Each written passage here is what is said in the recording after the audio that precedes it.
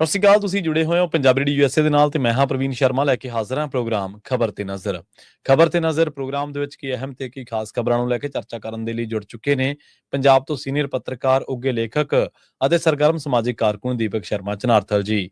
ਸ਼ਰਮਾ ਜੀ, ਸਤਿ ਸ਼੍ਰੀ ਅਕਾਲ। ਸਵਾਗਤ ਹੈ ਜੀ ਪੰਜਾਬੀ ਰੇਡੀਓ USA ਤੇ। ਸਤਿ ਸ਼੍ਰੀ ਅਕਾਲ ਪ੍ਰਵੀਨ ਜੀ, ਸਾਰੇ ਦਰਸ਼ਕਾਂ ਨੂੰ, ਸਰੋਤਿਆਂ ਨੂੰ ਪਿਆਰ ਭਰੀ ਸਤਿ ਸ਼੍ਰੀ ਅਕਾਲ। ਸਤਿ ਸ਼੍ਰੀ ਅਕਾਲ ਜੀ। ਪ੍ਰੋਗਰਾਮ ਦੇ ਵਿੱਚ ਅੱਗੇ ਵਧਣ ਤੋਂ ਪਹਿਲਾਂ ਧੰਨਵਾਦ ਕਰਦੇ ਚੱਲੀਏ ਸਪਾਂਸਰਸ ਦਾ, ਜਿਹੜੇ ਜ਼ਰੀਆ ਬਣਦੇ ਨੇ ਇਹਨਾਂ ਪ੍ਰੋਗਰਾਮਾਂ ਨੂੰ ਤੁਹਾਡੇ ਤੱਕ ਪਹੁੰਚਾਉਣ ਦੇ ਲਈ। ਖਾਲਸਾ ਇੰਸ਼ੋਰੈਂਸ ਏਜੰਸੀ ਵਾਲੇ, ਜਿਨ੍ਹਾਂ ਤੋਂ ਤੁਸੀਂ ਹਰ ਤਰੀਕੇ ਦੀ ਇੰਸ਼ੋਰੈਂਸ ਲੈ ਸਕਦੇ ਹੋ। ਇੰਸ਼ੋਰੈਂਸ ਬਾਰੇ ਪਤਾ ਕਰਨ ਲਈ ਇਹਨਾਂ ਦਾ ਨੰਬਰ ਹੈ 408-272-2500।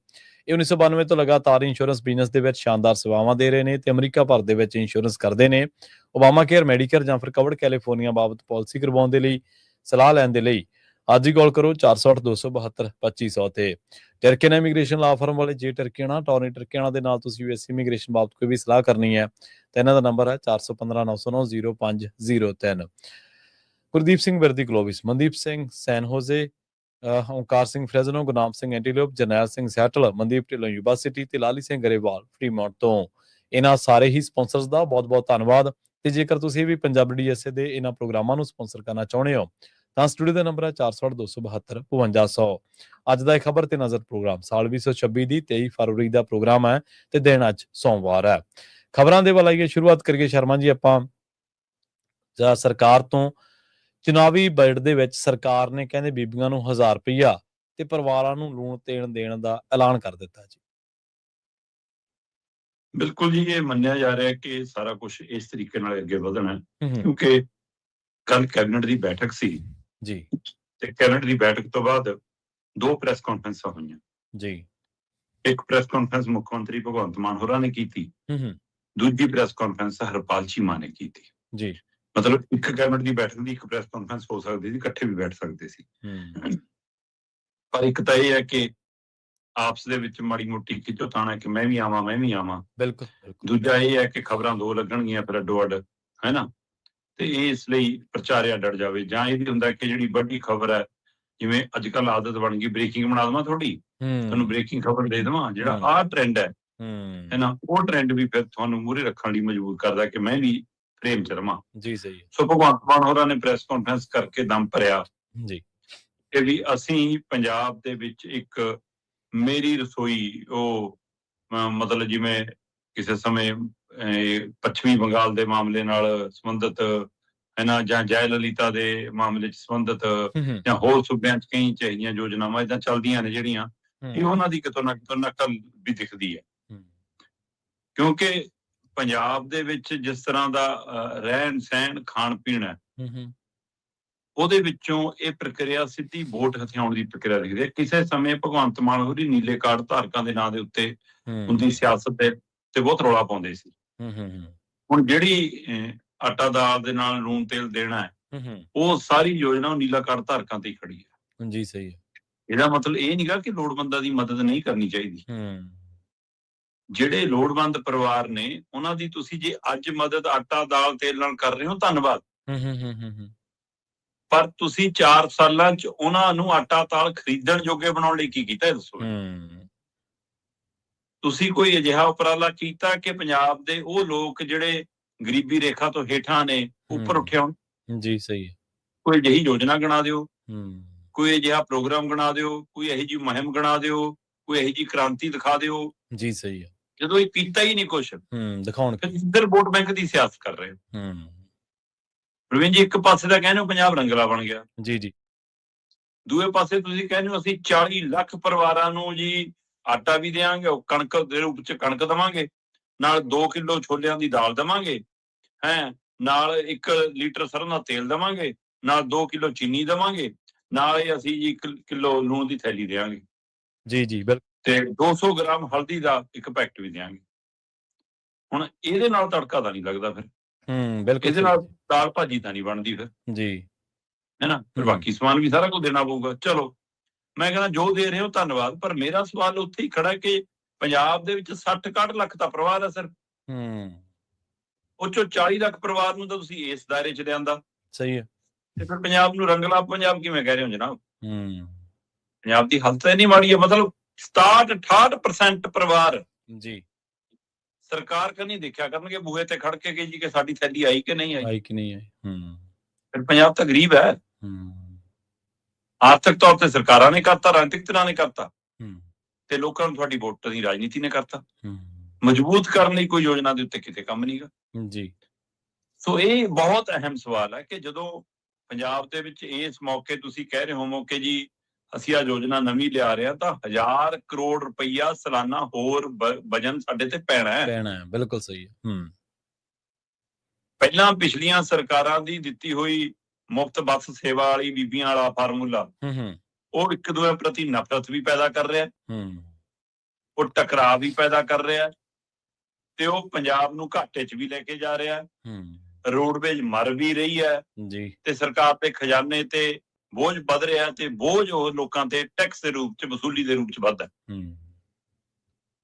ਮੈਨੂੰ ਅਜੇ ਵੀ ਫਿਕਰ ਖੜਾ ਹੈ ਕਿ ਇਸ ਵਾਰ ਕੋਈ ਪਾਰਟੀ, ਕੋਈ ਰਾਜਨੀਤਿਕ ਜਮਾਤ ਇਹ ਗਰੰਟੀ ਲੈ ਕੇ ਨਾ ਜਾਵੇ ਅਸੀਂ ਬੰਦਿਆਂ ਨੂੰ ਵੀ ਫ੍ਰੀ ਕਰਾਂਗੇ। ਮੈਨੂੰ ਇਹ ਵੀ ਲੱਗਦਾ ਕਿ ਇੱਥੋਂ ਤੱਕ ਵੀ ਜਾ ਸਕਦੇ। ਜਿਹੜੀ ਯੋਜਨਾ ਮੁੱਖ ਮੰਤਰੀ ਭਗਵੰਤ ਮਾਨ ਹੋਰਾਂ ਨੇ ਕੈਬਨਿਟ ਬੈਠਕ ਤੋਂ ਬਾਅਦ ਐਲਾਨੀ ਹੈ, ਕਹਿੰਦੇ ਜੀ ਇਹ ਬਸ ਦੱਸਤਾ ਮੈਂ, ਪੈਸਾ ਕਿੱਥੋਂ ਆਊਗਾ, ਕਿੰਨਾ ਆਊਗਾ, ਸਾਰਾ ਕੁਝ ਬਜਟ 'ਚ ਦੱਸਾਂਗੇ। ਠੀਕ ਹੈ ਜੀ। ਇਹ ਯੋਜਨਾ ਜਦੋਂ ਤੁਸੀਂ ਐਲਾਨ ਰਹੇ ਸੀ, ਤੁਸੀਂ ਇੱਕ ਵਾਰ ਵੀ ਇਸ ਨੁਕਤੇ ਤੇ ਬਾਚਣ ਦੀ ਕੋਸ਼ਿਸ਼ ਨਹੀਂ ਕੀਤੀ ਕਿ ਇਹਦੇ ਨਾਲ ਨਵੇਂ ਕਰਜ਼ੇ ਦੀ ਕਿਸ਼ਤ 'ਚ ਕਿੰਨਾ ਵਾਧਾ ਹੋਣਾ। ਤੇ ਦੂਸਰਾ ਜੀ, ਤੁਸੀਂ ਹੁਣ 1000 ਰੁਪਈਏ ਵਾਲੇ ਫਾਰਮੂਲੇ ਤੇ ਵੀ ਅੱਗੇ ਵੱਧ ਗਏ ਹੋ। ਤੁਸੀਂ ਬਹੁਤ ਹੱਥਕੰਡੇ ਅਪਣਾਏ, ਕਈ ਪਾਸਿਓਂ ਪੈਸਾ ਲਿਆਉਣ ਦੀ ਕੋਸ਼ਿਸ਼ ਕੀਤੀ, ਜ਼ਮੀਨਾਂ ਜਾਇਦਾਦਾਂ ਵੇਚ ਕੇ, ਹੈ ਨਾ। ਜੇ ਕੋਠੀ ਪਾਈ ਹੋਵੇ ਤਾਂ ਉਹਨੂੰ ਤਰੱਕੀ ਨਹੀਂ ਕਹਿੰਦੇ। ਸਹੀ ਹੈ। ਤੇ ਜੇ ਬੀਬੀਆਂ ਦੇ ਗਹਿਣੇ ਗੱਟੇ ਹੀ ਵੇਚ ਕੇ, ਮਤਲਬ ਪੰਜਾਬ ਨੂੰ ਗਹਿਣੇ ਰੱਖ ਕੇ ਹੀ ਤੁਸੀਂ ਕਹਿੰਦੇ ਹੋ ਕਿ 1000 ਰੁਪਏ ਤੁਹਾਨੂੰ ਦੇ ਦਾਂਗੇ, ਤਾਂ ਤਰੱਕੀ ਨਹੀਂ ਹੋ ਸਕਦਾ। ਲੋਕ ਖੁਸ਼ ਹੋਣ ਕਈ ਜ਼ਿਆਦਾਤਰ ਲੋਕਾਂ ਦੇ ਵਿੱਚ ਇਸ ਗੱਲ ਨੂੰ ਹੋਵੇ ਕਿ ਲੈ ਵੀ ਆਪਾਂ ਨੂੰ ਮਿਲ ਗਿਆ, ਕਿਉਂਕਿ ਅਸੀਂ ਨਿੱਜ ਪ੍ਰਸਤ ਜ਼ਿਆਦਾ ਹੋ ਗਏ ਆ। ਹੋ ਸਕਦਾ ਉਹਦੇ ਵਿੱਚੋਂ ਕੁਝ ਲੋਕਾਂ ਨੂੰ, ਔਰ ਇਹਦੇ ਵਿੱਚੋਂ ਮੈਂ ਕਹਿੰਦਾ ਕਿ ਵੋਟ ਬੈਂਕ ਵੀ ਵਧੂਗਾ ਆਮ ਆਦਮੀ ਪਾਰਟੀ ਦਾ। ਜੀ। ਉਹ 1000 ਰੁਪਏ ਵਾਲੇ ਨਾਲ ਵੀ, ਆਟਾ ਦਾਲ ਤੇਲ ਨਾਲ ਵੀ। ਇਹਦੇ ਚ ਕੋਈ ਦੋ ਰਾਏ ਨਹੀਂ ਕਿ ਵੋਟ ਬੈਂਕ ਪੱਕਾ ਹੋਊਗਾ ਜੀ, ਪਰ ਇਹਦੇ ਨਾਲ ਪੰਜਾਬ ਮਜ਼ਬੂਤ ਨਹੀਂ ਹੋਊਗਾ। ਤੁਸੀਂ 6 ਤਰੀਕ ਤੋਂ 16 ਤਰੀਕ ਤੱਕ ਸੈਸ਼ਨ ਰੱਖ ਰਹੇ ਜੀ, ਤੇ 8 ਤਰੀਕ ਨੂੰ ਬਜਟ ਪੇਸ਼ ਕੀਤਾ ਜਾਊਗਾ, 8 ਮਾਰਚ ਨੂੰ। 8 ਮਾਰਚ ਦਿਨ ਹੈਗਾ ਐਤਵਾਰ। ਕਹਿੰਦੇ ਵੀ ਜੇ ਪ੍ਰਧਾਨ ਮੰਤਰੀ ਸੰਸਦ ਖਿਲਾ ਸਕਦੇ ਨੇ ਤਾਂ ਮੈਂ ਵਿਧਾਨ ਸਭਾ ਨਹੀਂ ਖਿਲਾ ਸਕਦਾ। ਜੇ ਕੇਂਦਰੀ ਬਜਟ ਐਤਵਾਰ ਨੂੰ ਪੇਸ਼ ਹੋ ਸਕਦਾ ਤਾਂ ਪੰਜਾਬ ਦਾ ਬਜਟ ਨਹੀਂ ਪੇਸ਼ ਹੋ ਸਕਦਾ। ਠੀਕ ਹੈ ਜੀ, ਕੋਈ ਫਰਕ ਨਹੀਂ। ਪਰ 8 ਮਾਰਚ ਬੀਬੀਆਂ ਦਾ ਦਿਨ ਹੈ, ਮਹਿਲਾ ਦਿਵਸ ਜੀ। ਉਸ ਦਿਨ ਨੂੰ ਬਜਟ ਵਾਲੇ ਦਿਨ ਵਜੋਂ ਚੁਣਨਾ, ਔਰ ਖਾਸ ਕਰਕੇ ਐਤਵਾਰ ਦੇ ਨੁਕਤੇ ਨੂੰ ਦੇਖਦੇ ਹੋਏ, ਜੇ ਬਾਕੀ ਰੂਟੀਨ 'ਚ ਚੁਣਿਆ ਜਾਂਦਾ ਫਿਰ ਹੋਰ ਗੱਲ ਸੀ। ਇਹ ਗੱਲ ਤੇ ਮੋਹਰ ਲੱਗਦੀ ਹੈ ਕਿ ਉਦੋਂ ਹੁਣ ਬੀਬੀਆਂ ਦੇ ਲਈ 1000 ਰੁਪਏ ਵਾਲੀ ਯੋਜਨਾ ਦਾ ਮੂੰਹ ਖੁੱਲ ਜਾਣਾ। ਹੁਣ ਕੋਈ ਕਹਿੰਦਾ ਵੀ 1000 ਮਿਲ ਜੂਗਾ, ਕੋਈ ਕਹਿੰਦਾ ਨਹੀਂ ਜੀ ਮੁੱਖ ਮੰਤਰੀ ਨੇ ਆਪਣੀ ਬੇਟੀ ਦੇ ਜਨਮ ਦੇ ਹਵਾਲੇ ਨਾਲ ਕਿਹਾ ਸੀ 1100 ਦੇਵਾਂਗੇ, ਹੈਨਾ, ਤੇ ਉਹ ਤਾਂ 1100 ਮਿਲੂਗਾ ਜੀ। ਕਈ ਕਹਿੰਦੇ ਕਿ ਕਈ ਸੂਬਿਆਂ ਨੇ 5-5000 ਪਹਿਲਾਂ ਹੀ ਪਾਤਾ ਬੀਬੀਆਂ ਦੇ ਖਾਤੇ 'ਚ, 10-10,000 ਪਾ ਰਹੇ ਨੇ। ਇਸ ਲਈ ਇਹ 6300 ਪਾਉਣਗੇ ਕਿ 2100 ਦੀ ਯੋਜਨਾ, ਕਿਉਂਕਿ ਜਿਹੜਾ ਇਹਨਾਂ ਨੇ ਆ ਲੂਣ ਤੇਲ ਵਾਲੀ ਯੋਜਨਾ ਸ਼ੁਰੂ ਕੀਤੀ ਹੈ, 3 ਮਹੀਨਿਆਂ ਬਾਅਦ ਕਿੱਟ ਮਿਲਣੀ ਆ। ਮਤਲਬ ਅਪ੍ਰੈਲ, ਮਈ, ਜੂਨ ਦੀ ਇਕੱਠੀ, ਫਿਰ ਜੁਲਾਈ, ਅਗਸਤ, ਸਤੰਬਰ ਦੀ ਇਕੱਠੀ, ਫਿਰ ਅਕਤੂਬਰ, ਨਵੰਬਰ, ਦਸੰਬਰ ਦੀ ਇਕੱਠੀ, ਫਿਰ ਜਨਵਰੀ, ਫਰਵਰੀ, ਮਾਰਚ ਦੀ ਇਕੱਠੀ, ਫਿਰ ਅਪ੍ਰੈਲ। ਏਦਾਂ 3-3 ਮਹੀਨੇ ਬਾਅਦ 4 ਕਿੱਟਾਂ ਸਾਲ 'ਚ ਮਿਲਣੀਆਂ ਜੀ। ਹੁਣ ਉਸੇ ਤਰ੍ਹਾਂ ਮੰਨਿਆ ਜਾ ਰਿਹਾ ਕਿ ਹੋ ਸਕਦਾ ਉਸੇ ਤਰ੍ਹਾਂ 2100 ਦੀ ਯੋਜਨਾ ਲਿਆਉਣ, ਤੇ ਫਿਰ 6300 ਰੁਪਇਆ ਇਕੱਠਾ 3 ਮਹੀਨਿਆਂ ਦਾ ਹੁਣੇ ਪਾ ਦੇਣ, ਤੇ ਅਗਲੀ ਵਾਰ ਪਾ ਦੇਣ, ਤਾਂ ਕਿ 2-3 ਵਾਰ ਪਾ ਕੇ ਵੋਟਾਂ ਪੱਕੀਆਂ ਹੋ ਜਾਣ ਜੀ। ਸਹੀ ਹੈ। ਸੋ ਹੁਣ ਦੇਖਦੇ ਆ ਜੀ 2100 ਆਉਂਦਾ, 1100 ਆਉਂਦਾ ਕਿ 1000 ਹੀ ਰਹਿ ਜਾਂਦਾ। ਇਕੱਠਾ ਪਾਉਂਦੇ ਆ, ਅੱਜ ਤੋਂ ਹੀ ਪਾਉਂਦੇ ਆ ਕਿ ਪਿਛਲੇ, ਕਿਉਂਕਿ ਵਿਰੋਧੀ ਰੌਲਾ ਵੀ ਪਾਉਣਗੇ ਕਿ 4 ਸਾਲਾਂ ਦਾ ਜਿਹੜਾ ਪਿਛਲਾ ਪੈਂਡਿੰਗ ਆ ਉਹ ਵੀ ਪਾਓ। ਪਰ ਜੋ ਵੀ ਹੋਵੇ, ਐਤਵਾਰ ਵਾਲਾ ਦਿਨ, ਬੀਬੀਆਂ ਵਾਲਾ ਦਿਨ, ਇਸ ਕਮਰੀ ਬਜਟ ਲਈ ਚੁਣਨਾ ਤਾਂ ਇਹ ਤੈਅ ਹੈ ਜੀ ਕਿ ਬੀਬੀਆਂ ਦੇ ਲਈ 1000 ਰੁਪਏ ਵਾਲੀ ਗੇਮ ਘੁੰਮਣ ਵਾਲੀ ਹੈ। ਐਕਸਾਈਜ਼ ਪਾਲਿਸੀ ਕਹਿੰਦੇ ਜੀ ਅਸੀਂ ਨਵੀਂ ਲਾਗੂ ਕਰਤੀ ਜੀ, ਲਓ ਜੀ ਸ਼ਰਾਬ ਮਹਿੰਗੀ ਨਹੀਂ ਹੋਊਗੀ। ਲਗਭਗ ਪੰਜਾਬ ਤਾਂ ਪਹਿਲਾਂ ਹੀ ਇਹਦੇ ਨਾਲ ਖਜ਼ਾਨਾ ਭਰਨਾ ਸੀ, ਰੇਤ ਤੇ ਸ਼ਰਾਬ ਨਾਲ ਤਾਂ। ਤੇ ਕਰਜ਼ਾ ਕਿਉਂ ਵਧੀ ਗਿਆ? ਕਹਿੰਦੇ ਜੀ ਨਹੀਂ ਜੀ ਦੁੱਗਣੀ ਹੋ ਗਈ ਜੀ ਕਮਾਈ ਸਾਡੀ ਐਕਸਾਈਜ਼ ਚੋਂ। ਬਈ ਜੇ ਦੁੱਗਣੀ ਹੋਊਗੀ ਫਿਰ ਤਾਂ ਕਰਜ਼ਾ ਅੱਧਾ ਰਹਿ ਜਾਣਾ ਚਾਹੀਦਾ ਸੀ। ਕਰਜ਼ਾ ਕਿਉਂ ਵਧ ਰਿਹਾ? 4.25 ਲੱਖ ਕਰੋੜ ਨੂੰ ਕਰਜ਼ਾ ਜਾ ਟੁਕਿਆ, ਤੇ ਆਹ 2 ਯੋਜਨਾਵਾਂ ਲਾਗੂ ਹੋਣ ਨਾਲ ਦੀਵਾਲੀਏ ਦੇ ਰਾਹ ਤੇ ਹੋਵਾਂਗੇ ਅਸੀਂ। ਬਿਲਕੁਲ। ਤੇ ਪਰ ਅਫਸੋਸ ਤਾਂ ਇਹ ਹੈ ਕਿ ਇਹ ਦੂਜੀਆਂ ਤਰ੍ਹਾਂ ਵੀ ਕੋਈ ਇਸ ਨੁਕਤੇ ਤੇ ਉਂਗਲ ਧਰਨ ਲਈ ਤਿਆਰ ਨਹੀਂ ਆ। ਸੋ ਦੇਖਦੇ ਹਾਂ ਜੀ ਇਹ ਸਿਆਸਤ ਕਿੱਥੇ ਜਾ ਕੇ ਰੁਕਦੀ ਹੈ, ਕਿੱਥੇ ਜਾ ਕੇ ਮੁੜਦੀ ਹੈ। ਪਰ ਇਹ ਚੁਣਾਵੀ ਬਜਟ ਰਹਿਣ ਵਾਲਾ ਮਿਸ਼ਨ 227 ਸ਼ੁਰੂ ਹੈ, ਇਹੀ ਨਹੀਂ ਸਾਰੇ ਦਲਾਂ 'ਚ ਸ਼ੁਰੂ ਹੈ। ਹਾਂਜੀ ਬਿਲਕੁਲ। ਦੇਖੋ ਜਿਵੇਂ ਤੁਸੀਂ ਖਜ਼ਾਨੇ ਦਾ ਜ਼ਿਕਰ ਕਰ ਹੀ ਦਿੱਤਾ ਸ਼ਰਮਾ ਜੀ, ਖਜ਼ਾਨੇ ਦਾ ਥੋੜ੍ਹਾ ਫਿਕਰ ਹੈ ਕਰਜ਼ਾ ਕਿੰਨਾ ਹੋ ਗਿਆ। ਸਾਡੇ ਤਾਂ 2.5 ਲੱਖ ਤੋਂ ਚੱਲੇ ਆ ਜਦੋਂ ਤੋਂ ਇਹ ਸਿਆਸਤ ਕਰਨ ਲੱਗਿਆ, 1.25 ਲੱਖ ਤੋਂ ਹੁਣ 4 ਲੱਖ 4.25 ਲੱਖ। ਇੱਕ ਦਿਨ ਆਪਾਂ ਗੱਲ ਕੀਤੀ ਹੋਈ ਸੀ ਕਿ ਇਹਨਾਂ ਦੇ ਰਾਜ ਦੇ ਵਿੱਚ ਇੰਨਾ ਉੱਪੜਿਆ ਨਾ ਹੋਰ ਉੱਪੜ ਜੀ। ਇਹਨਾਂ ਨੂੰ ਕੀ ਹੈ, ਇਹਨਾਂ ਨੂੰ ਤਾਂ ਵੋਟ ਬੈਂਕ ਚਾਹੀਦਾ। ਵੋਟ ਬੈਂਕ ਦੀ ਗੱਲ ਹੀ ਕਰ ਲਈਏ ਅਗਲੀ ਸ਼ਰਮਾ ਜੀ, ਕਾਫੀ ਰੌਚਕ ਚੀਜ਼ ਹੈ ਕਿ ਪ੍ਰਵਾਸੀ ਮਜ਼ਦੂਰਾਂ ਦੀਆਂ ਥੋਕ ਦੇ ਵਿੱਚ ਵੋਟਾਂ ਪੱਕੀਆਂ ਕਰ ਰਹੀ ਹੈ ਭਾਜਪਾ। ਪ੍ਰਵੀਨ ਜੀ, ਇਸ ਮੌਕੇ ਪੰਜਾਬ ਦੇ ਵਿੱਚ ਜਿੰਨੀ ਬਰੀਕੀ ਨਾਲ, ਜਿੰਨੇ ਮਹੀਨ ਤਰੀਕੇ ਨਾਲ, ਜਿੰਨੇ ਸੂਖਮ ਤਰੀਕੇ ਨਾਲ ਭਾਜਪਾ ਦਾਖਲ ਹੋ ਰਹੀ ਹੈ ਨਾ, ਕਿਸੇ ਨੂੰ ਸੂਹ ਨਹੀਂ ਲੱਗਣ ਦੇ ਰਹੇ ਹੋ। ਪੰਜਾਬ 'ਚ RSS ਦੀਆਂ ਟੀਮਾਂ ਆਪਣੇ ਤਰੀਕੇਕਾਰ ਨਾਲ ਪਿੰਡਾਂ 'ਚ, ਕਸਬਿਆਂ 'ਚ, ਗਲੀਆਂ 'ਚ, ਮੁਹੱਲਿਆਂ 'ਚ, ਲੋਕਾਂ ਦੇ ਵਿਹੜਿਆਂ 'ਚ 1 to 1 ਪਹੁੰਚ ਅਪਰੋਚ ਕਰਕੇ ਬੜੀ ਬਰੀਕੀ ਨਾਲ ਪਹੁੰਚ ਕਰ ਰਹੇ ਨੇ ਜੀ। ਦੂਸਰੇ ਪਾਸੇ ਭਾਜਪਾ ਦੀਆਂ ਟੀਮਾਂ ਉਹਦੇ ਵਿੱਚ ਲੀਡਰਾਂ ਦਾ ਵਾਧਾ, ਮੀਟਿੰਗਾਂ ਦਾ ਦੌਰ, ਕੇਂਦਰੀ ਯੋਜਨਾਵਾਂ ਦਾ ਹਵਾਲਾ, ਲੋਕਾਂ ਨੂੰ ਆਹ ਦੇ ਦੇਣਗੇ, ਆਹ ਮਿਲ ਜਾਏਗਾ। ਉਹ ਨਾਇਬ ਸਿੰਘ ਸੈਣੀ ਲੀਡਰ ਉਹਨਾਂ ਦਾ, ਕਹਿਣ ਨੂੰ ਹਰਿਆਣਾ ਦਾ ਮੁੱਖ ਮੰਤਰੀ, ਸਾਰਾ ਕੁਝ ਪੰਜਾਬ 'ਚ ਝੋਕਿਆ ਹੋਇਆ ਹੈ। ਪੰਜਾਬ ਦੇ ਟੈਲੀਵਿਜ਼ਨਾਂ ਨੂੰ, ਸੋਸ਼ਲ ਮੀਡੀਆ ਨੂੰ, ਅਖਬਾਰਾਂ ਨੂੰ ਹਰਿਆਣਾ ਸਰਕਾਰ ਦੇ ਇਸ਼ਤਿਹਾਰ ਮਿਲਣ ਲੱਗ ਪਏ। ਜਿਵੇਂ ਅਸੀਂ ਰੌਲਾ ਪਾਉਂਦੇ ਹਾਂ ਨਾ ਕਿ ਸਾਡੇ ਵਾਲਾ ਗੁਜਰਾਤ ਜਾ ਕੇ ਇਸ਼ਤਿਹਾਰ ਦੇਈ ਜਾਂਦਾ, ਮਹਾਰਾਸ਼ਟਰ ਜਾ ਕੇ ਦੇਈ ਜਾਂਦਾ, ਦਿੱਲੀ ਖਰਚੀ ਜਾਂਦਾ, ਉਵੇਂ ਹਰਿਆਣਾ ਵੀ ਹੁਣ ਇੱਥੇ ਖਰਚੀ ਜਾਂਦਾ। ਹਰਿਆਣੇ ਵਾਲਾ ਰੌਲਾ ਪਾਉਣਾ ਚਾਹੀਦਾ। ਇਹ ਬਜਟ ਹਰਿਆਣੇ ਦੇ ਲੋਕਾਂ ਲਈ ਆ, ਪੰਜਾਬ ਦੀ ਖਰਚਣ ਲਈ ਨਹੀਂ ਹੈ। ਸੋ ਇਸ ਲਈ ਉਹ ਨਾਇਬ ਸਿੰਘ ਸੈਣੀ ਨੇ ਪੱਕੇ ਡੇਰੇ ਇੱਥੇ ਲਾਏ ਨੇ। ਪਰ ਬੀਜੇਪੀ ਇਹ ਸਾਰੇ ਕੰਮ ਦਾ ਕਿਤੇ ਵੀ, ਖਾਸ ਕਰ RSS ਜਿਸ ਤਰੀਕੇ ਨਾਲ ਪਹੁੰਚ ਅਪਰੋਚ ਕਰ ਰਹੀ ਹੈ, ਕਿਤੇ ਵੀ ਪ੍ਰਚਾਰ ਨਹੀਂ ਕਰ ਰਹੀ। ਠੀਕ ਹੈ। ਸਾਡੇ ਵਾਲੇ ਲੀਡਰ, ਚਾਹੇ ਉਹ ਸਮਾਜ ਸੇਵੀ ਲੀਡਰ ਨੇ, ਚਾਹੇ ਉਹ ਪੋਲੀਟੀਕਲ ਲੀਡਰ ਨੇ, ਚਾਹੇ ਛੋਟੀ ਪਾਰਟੀ ਆ, ਬੜੀ ਪਾਰਟੀ ਹੈ, 10 ਬੰਦਿਆਂ ਦੇ ਇਕੱਠ ਨੂੰ 100 ਦਾ ਇਕੱਠ ਦਿਖਾਉਂਦੇ ਨੇ, 100 ਬੰਦਿਆਂ ਦੇ ਇਕੱਠ ਨੂੰ 1000 ਦਾ ਇਕੱਠ ਦਿਖਾਉਂਦੇ ਨੇ। ਅਖਬਾਰਾਂ, ਰੀਲਾਂ, ਟੈਲੀਵਿਜ਼ਨ ਭਰੇ ਪਏ ਨੇ ਜੀ, ਖਬਰਾਂ ਲਵਾਉਂਦੇ ਨੇ, ਆਪ ਆਪਣੇ ਪੇਜਾਂ ਤੇ ਪਾਉਂਦੇ ਨੇ। ਇੱਧਰ ਕਿਤੇ ਕੋਈ ਖਬਰ ਨਹੀਂ, ਕਿਤੇ ਕੋਈ ਰੌਲਾ ਨਹੀਂ, ਚੁੱਪ ਕਰਕੇ ਕੰਮ ਕਰ ਰਹੇ ਨੇ। ਇੱਕ ਪਾਸੇ ਤਾਂ ਗਰੰਟਡ ਮੰਨ ਕੇ ਚੱਲਦੀ ਆ ਭਾਜਪਾ ਕਿ ਪੰਜਾਬ ਦਾ ਹਿੰਦੂ, ਪੰਜਾਬ ਦਾ ਸ਼ਹਿਰੀ ਤਾਂ ਸਾਡੇ ਕੋਲੇ ਆ। ਠੀਕ ਹੈ। ਉਹ ਤਾਂ ਉਹ ਗਰੰਟਡ ਲੈ ਕੇ ਚੱਲ ਰਹੇ ਨੇ। ਲੀਡਰ ਅਸੀਂ ਸਿੱਖ ਰਲਾ ਆ ਰਹੇ ਹਾਂ, ਵੋਟ ਸਾਡੀ ਪੱਕੀ ਪੰਜਾਬ ਦੇ ਹਿੰਦੂਆਂ ਦੀ ਆ। ਮਤਲਬ ਗਾਲਾਂ ਖਾਣ ਨੂੰ ਇਹਨਾਂ ਨੂੰ ਕਰ ਲਿਓ ਮੂਹਰੇ, ਚਿਹਰੇ ਦਿਖਾਉਣ ਨੂੰ ਉਹਨਾਂ ਨੂੰ ਕਰ ਲਿਓ ਮੂਹਰੇ। ਬੜੀ ਗਹਿਰੀ ਸਟ੍ਰੈਟਜੀ ਨੇ ਨਾਲ। ਬਿਲਕੁਲ। ਦੂਜਾ ਮਤਲਬ ਕਿ ਉਹਨਾਂ ਦੀ ਹੁਣ ਨਜ਼ਰ ਪੰਜਾਬ ਦੇ ਦਲਿਤ ਭਾਈਚਾਰੇ ਤੇ ਆ। ਉਹਨਾਂ ਨੂੰ ਲੱਗਦਾ ਕਿ ਵਾਲਮੀਕੀ ਭਾਈਚਾਰਾ ਇਹ ਤਾਂ ਬਾਇਆ ਹਿੰਦੂ ਸਾਡੇ ਕਲਾਵੇ 'ਚ ਆਈ ਜਾਣਾ। ਰਵਿਦਾਸ ਭਾਈਚਾਰੇ ਰਾਹੀਂ ਹੁਣ ਪਹੁੰਚ ਲਈ ਨਰਿੰਦਰ ਮੋਦੀ ਕੰਮ ਕਰਨ ਲੱਗ ਪਏ ਤਾਂ ਆਪਣੀ ਗੱਲ ਬਣੀ ਖੜੀ ਆ। ਸੋ ਕਿਤੇ ਨਾ ਕਿਤੇ ਭਾਜਪਾ ਪੰਜਾਬ ਦੇ ਸ਼ਹਿਰੀ, ਵਪਾਰੀ, ਹਿੰਦੂ, ਦਲਿਤ ਇਹਨਾਂ ਨੂੰ ਗਰੰਟਡ ਲੈਣ ਲੱਗ ਪਈ। ਪਤਾ ਨਹੀਂ, ਉਹ ਸ਼ਾਇਦ ਜਾਂ ਤਾਂ ਤਸੀਰ ਨਹੀਂ ਅਜੇ ਪੂਰੀ ਤਰ੍ਹਾਂ ਪੰਜਾਬ ਨੂੰ ਜਾਣਦੇ। ਪਰ ਸਵਾਲ ਇਹ ਹੈ ਕਿ ਵੋਟ ਬੈਂਕ ਉਹ ਪੱਕੀ ਕਿਹਦੀ ਕਰ ਰਹੇ ਨੇ ਜੀ? ਥੋਕ 'ਚ ਵੋਟ ਬੈਂਕ ਪੱਕਾ ਕਰ ਰਹੇ ਨੇ ਉਹ ਪ੍ਰਵਾਸੀ ਮਜ਼ਦੂਰਾਂ ਦਾ। ਤੇ ਲੜਾਈ ਝਗੜਿਆਂ ਦੀ ਸਥਿਤੀ ਬਣ ਜਾਣੀ ਪੰਜਾਬ ਦੇ ਜੱਟਾਂ ਦਲਿਤਾਂ ਦੀ, ਪੰਜਾਬ ਦੇ ਹਿੰਦੂ ਸਿੱਖਾਂ ਦੀ। ਵੋਟਾਂ ਉੱਥੋਂ ਅਸਲੀ ਜ਼ਿਆਦਾ ਪੱਕੀਆਂ ਨਿਕਲਣੀਆਂ। ਉਹ ਤਰੀਕਾਕਾਰ ਕੀ ਹੈ? ਪੰਜਾਬ 'ਚ ਸਭ ਤੋਂ ਵੱਧ ਲੇਬਰ ਦੇ ਰੂਪ 'ਚ ਚਰਚਾ 'ਚ ਹੈ ਯੂਪੀ ਤੇ ਬਿਹਾਰ ਜੀ।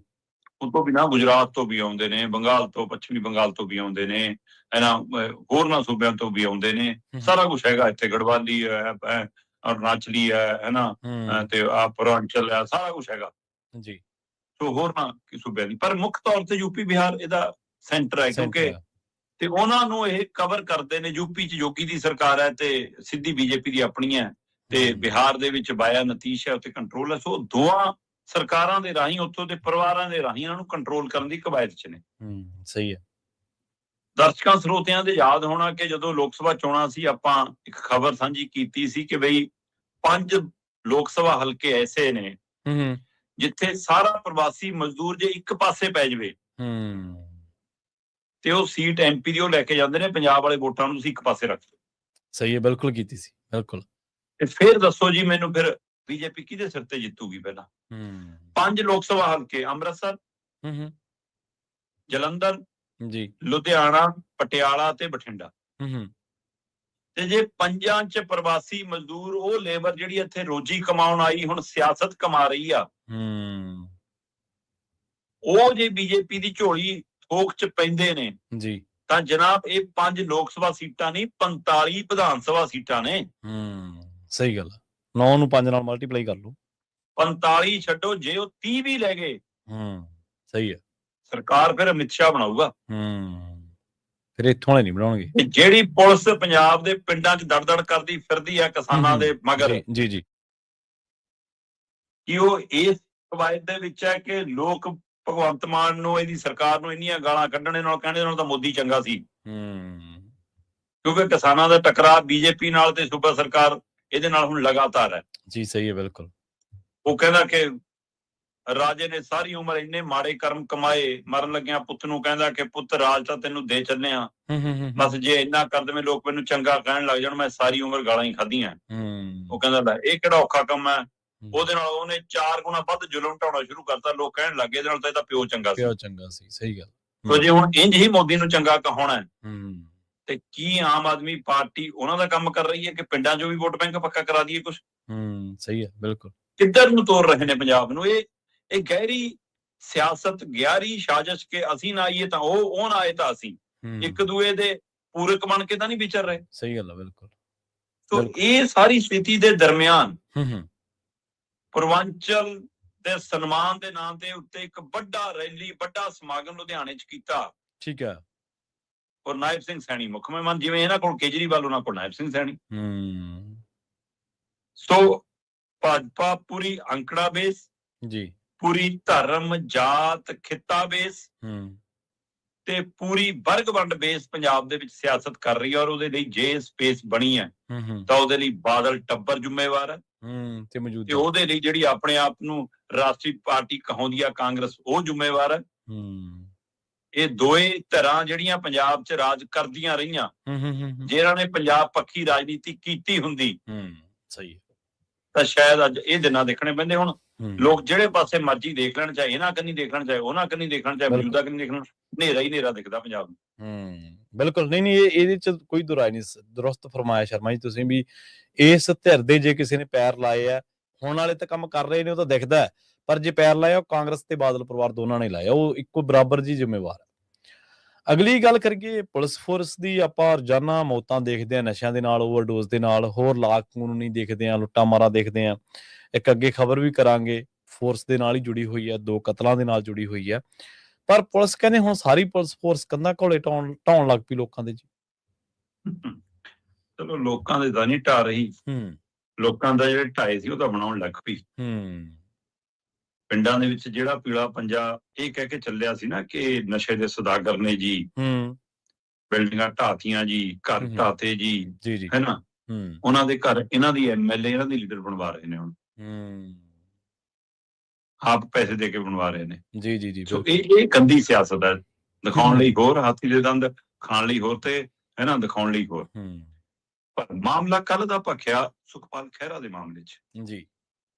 ਸੁਖਪਾਲ ਖਹਿਰਾ ਦੇ ਪਿੰਡ ਜਿਵੇਂ ਅਫਸਰ, ਅਧਿਕਾਰੀ, ਤੰਤਰ ਜੰਤਰ, ਪੁਲਿਸ ਫੋਰਸ, ਬੀਬੀਆਂ, ਬੰਦੇ ਦੜ ਪੂਰਾ ਪਿੰਡ ਘੇਰ ਲਿਆ ਕਿ ਜਿਵੇਂ ਪਤਾ ਨਹੀਂ ਕਿੰਨਾ ਹਜ਼ਾਰਾਂ ਏਕੜ ਨਜਾਇਜ਼ ਕਬਜ਼ਾ ਛਡਾਉਣਾ ਹੈ ਨਾ ਜੀ। ਬਲਡੋਜ਼ਰ ਆ ਗਿਆ, ਕਹਿੰਦੇ ਜੀ ਇਹਨਾਂ ਨੇ ਬੀਹੀ ਨੂੰ ਗੇਟ ਲਾਇਆ। ਬਿਲਕੁਲ ਲੱਗਿਆ ਹੋਊਗਾ ਵੀ, ਗੇਟ ਦਿਖ ਰਿਹਾ ਸੀਗਾ ਲੱਗਿਆ ਵਾ।